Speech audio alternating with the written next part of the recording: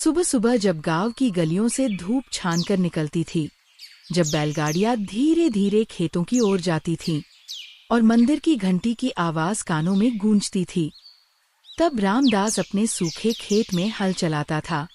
साथ में उसका 10 साल का बेटा गोपाल, स्कूल के कपड़ों में, पीठ पर छोटा सा बस्ता, पर बाप की मदद करने का जज्बा लिए। घर, मिट्टी की दीवारें, फूस की छत। अंदर उसकी पत्नी सीता, लाल साड़ी में, चूल्हे पर रोटी सेंकती। गरीबी, हाथ ही। लेकिन फिर एक रात ऐसा कुछ हुआ जो आज तक किसी की समझ से बाहर है। रामदास थकाहारा एक बड़े पीपल के नीचे जा बैठा, चुपचाप आसमान को देखता रहा। तभी न जाने कहां से एक बूढ़ा आदमी प्रकट हुआ। सफेद कपड़े, लंबी दाढ़ी और हाथ में एक छोटा सा कपड़े का थैला। चारों ओर हल्की रोशनी।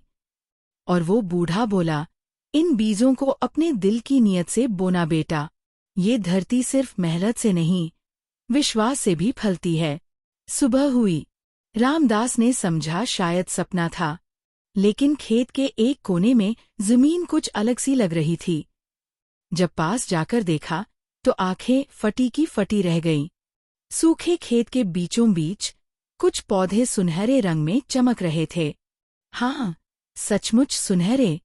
गांव में ये बात आग की तरह फैल गई। लोग देखने आने लगे।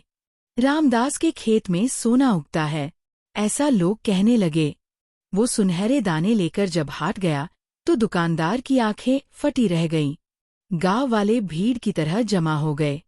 कोई पूछे, कहाँ से लाया? कोई कहे, जादू है क्या? और कुछ तो जलन से भर गए। और उन जले हुए लोगों में सबसे आगे था भोलाराम।